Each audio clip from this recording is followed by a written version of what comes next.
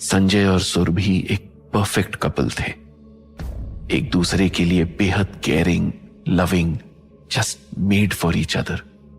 वो कहते हैं ना, #कपल गोल्स, बस वही। शादी के 2 साल बाद दोनों ने एक प्यारी सी क्यूट सी बेटी के लिए मन्नत मांगी थी, जो जल्द ही पूरी भी हो गई। सब कुछ कितना अच्छा था, एकदम परफेक्ट। तभी शायद उनकी खुशहाल जिंदगी को किसी की बुरी नजर लग गई। सुरभि को अपनी बेटी को जन्म दिए 2 दिन हुए थे।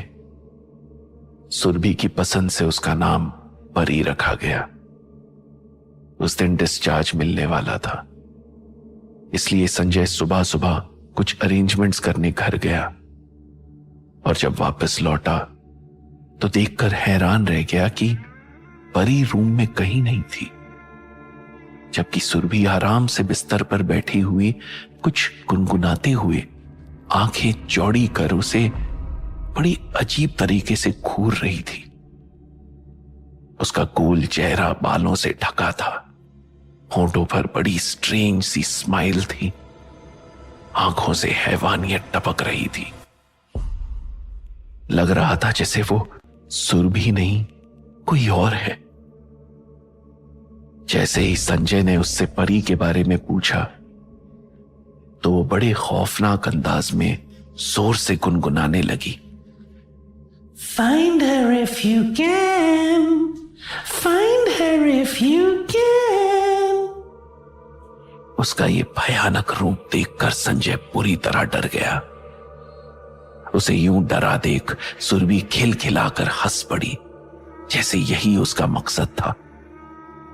पहले पहल संजय को लगा शायद सुरभि कोई मजाक कर रही है, मगर इतना भद्दा मजाक कोई कैसे कर सकता है, वो भी एक मां। फॉर गॉड सेक सुरभि, ये नॉनसेंस बंद करो, हमारी बेटी कहां है? संजय उस पर चिल्ला पड़ा, मगर वो अभी भी हंस रही थी गाते हुए। Find her if you can. Sanjay पूरी तरह डर गया।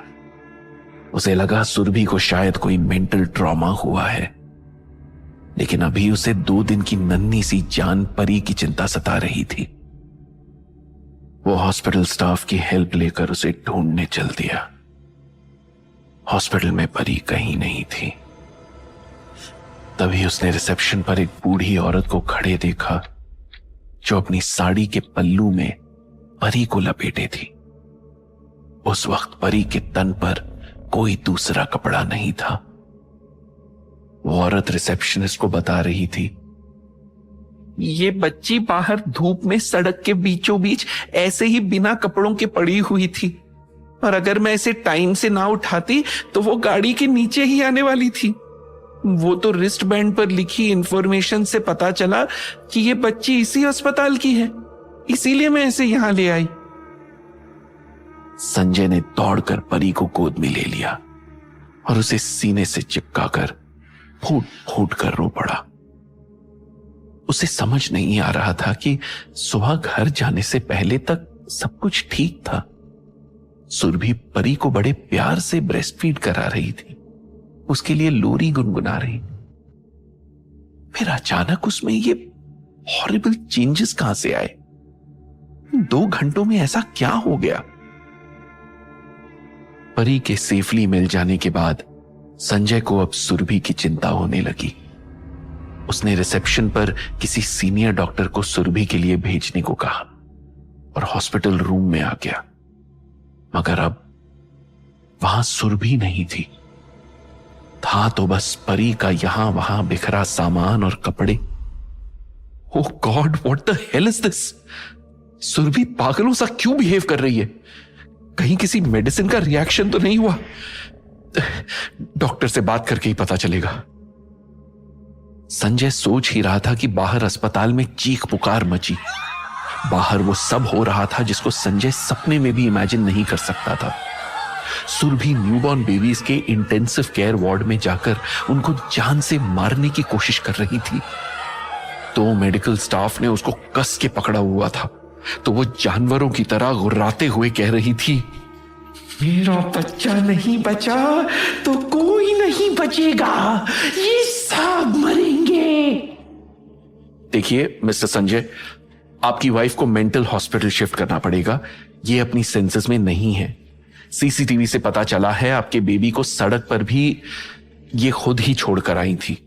इनको जल्द से जल्द साइकाइट्रिक ट्रीटमेंट की जरूरत है। डॉक्टर से यह सब सुनकर संजय के डर से हाथ पैर कांपने लगे।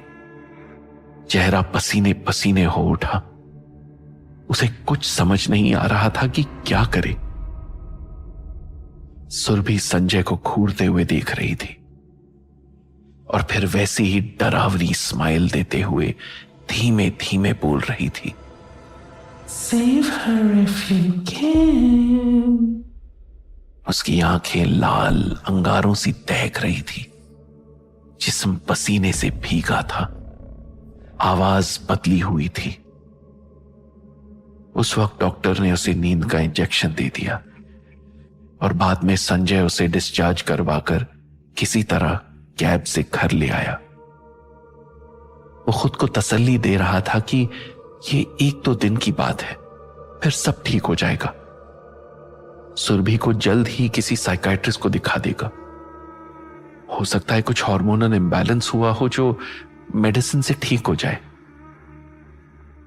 उसी दिन संजय ने अपनी हेल्प के लिए एक लंबी तगड़ी औरत रोजी घर पर रख ली, जो पहले किसी क्लब में बाउंसर हुआ करती थी। उसे सख्त हिदायत दी गई कि वो किसी भी हाल में परी को सुरभि के पास अकेला नहीं छोड़ेगी और सुरभि को वापस ऐसा पागलपन का दौरा पड़ा तो उसे संभाल लेगी। किसी तरह 2 दिन निकले। इन 2 दिनों में संजय ने हर मुमकिन कोशिश की सुरभि में आए स्ट्रेंज बदलाव को जानने समझने की। साइकाइट्रिस्ट से भी कंसल्ट किया, मगर उसके सामने सुरभि बिल्कुल नॉर्मल बिहेव करती। फिलहाल के लिए उसे कुछ माइंड रिलैक्सेशन की मेडिसिन देकर घर में ही अंडर ऑब्जर्वेशन रखा गया था। परी की सेफ्टी के लिए उसके साथ हर वक्त या तो रोजी रहती या संजय। सुरभि को ज्यादातर स्लीपिंग पिल्स पर रखा जाता। कल जब सुरभि थोड़े समय के लिए होश में थी तो उसे फिर वही दौरा पड़ा। वो परी को मारने के लिए ढूंढने लगी।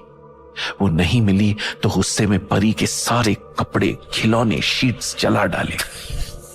उस वक्त रोजी परी को लेकर दूसरे कमरे में चली गई थी और अंदर से रूम लॉक कर लिया था, इसीलिए परी की जान बच गई। संजय सुरभि को प्यार से समझाने की कोशिश करता। ये हमारी बेटी है सुरभि,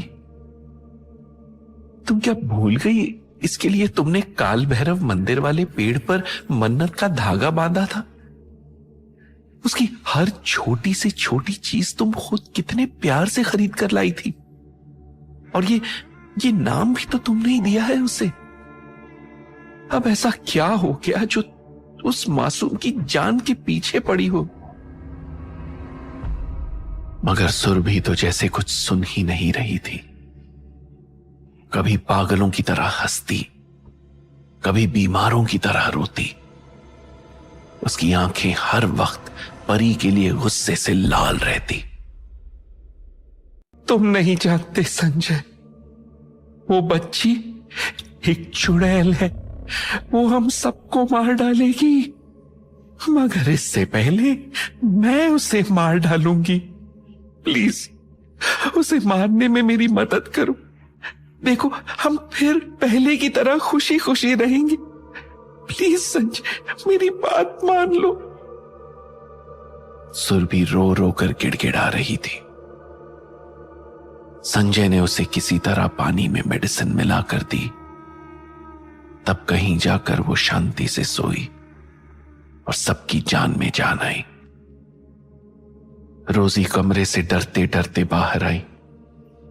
साहब जी, आई एम टेलिंग यू, इन मैडम पर किसी भूत प्रेत का साया है। मेरे घर के पास वाले मंदिर के पीछे एक बाबा रहते। भूत प्रेतों से निपटना आता है उन्हें। आप मैडम को उनके पास लेकर जाओ, सब ठीक हो जाएगा।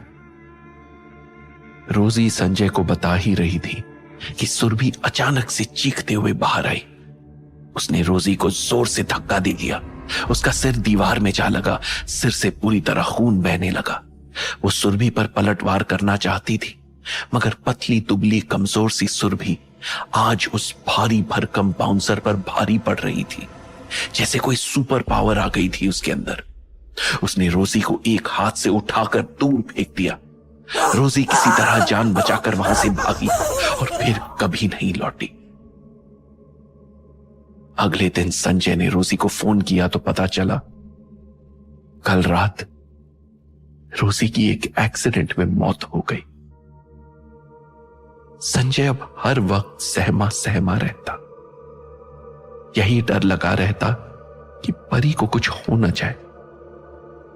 उसे भी यकीन आने लगा था कि कहीं ना कहीं ये किसी भूत प्रेत का ही चक्कर है जिसने सुरभि को अपने बस में किया हुआ है, वरना उसकी सुरभि तो एक कॉकरोच भी नहीं मार सकती थी। उस रात संजय जैसे तैसे परी को सुरभि से दूर रखने की कोशिश करता रहा और सुरभि परी को ढूंढती रही, ये कहते हुए, You are playing hide and seek with me, darling. It's fun for me.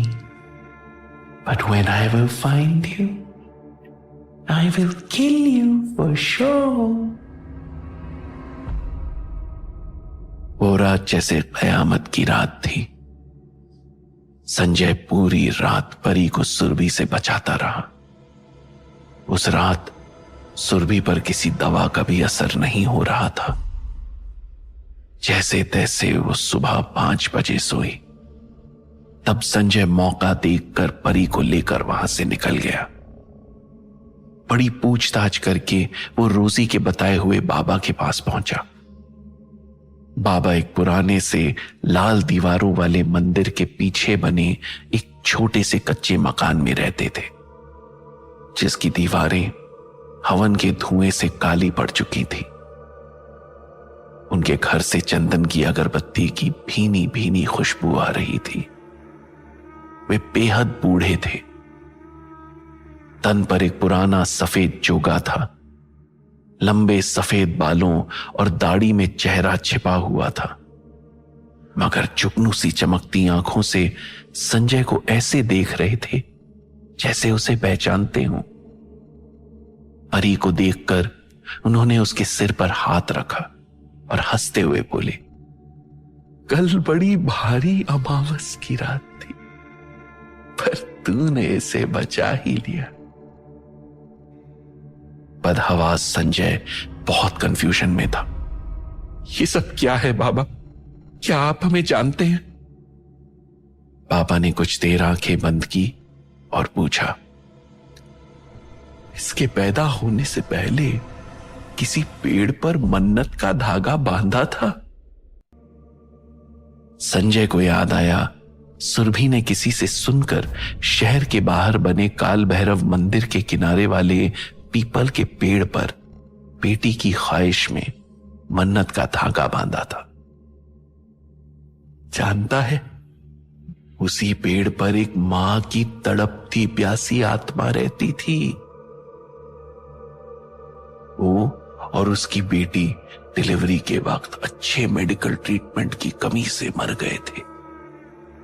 परी वही बेटी है जो उसके साथ उसी पेड़ पर रहती थी, मगर तुम्हारी मन्नत के असर से तुम्हारी पत्नी के गर्भ में आ गई है। वो तड़पती मां हर हाल में अपनी बेटी वापस पाना चाहती है, इसीलिए सुरभि को काबू कर परी की जान लेना चाहती है, मगर अब ले नहीं पाएगी।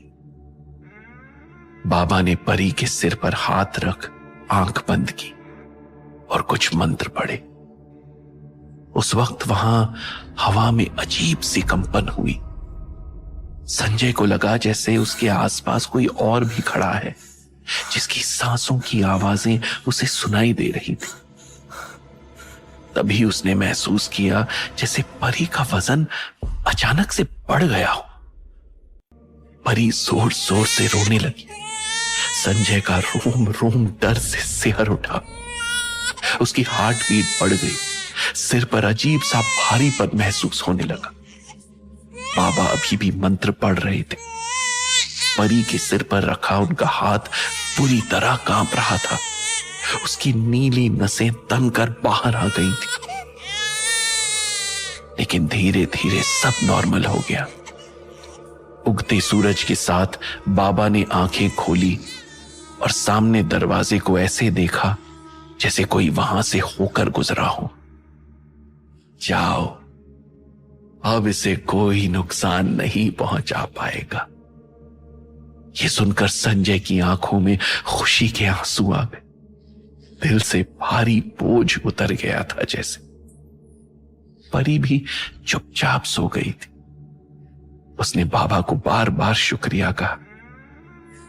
अब मेरी वाइफ भी ठीक हो जाएगी ना बाबा? संजय बड़ी उम्मीदों से पूछ रहा था, मगर बाबा ने मुंह फेर लिया। भूल जाओ उसे, वो अब तुम्हें नहीं मिलेगी। कहीं नहीं, वो आत्माओं की दुनिया में जा चुकी है। वही उसकी किस्मत थी। नहीं, how could it be possible? Surabhi को कुछ नहीं हो सकता। संजय चिल्लाते हुए घर की ओर भागा, मगर घर में सुरभि नहीं, कहीं नहीं। उसी मन्नत वाले पेड़ से एक आवाज हवाओं में गूंज रही थी। Please save me if you can. मगर उस आवाज को सुनने वाला कोई न था।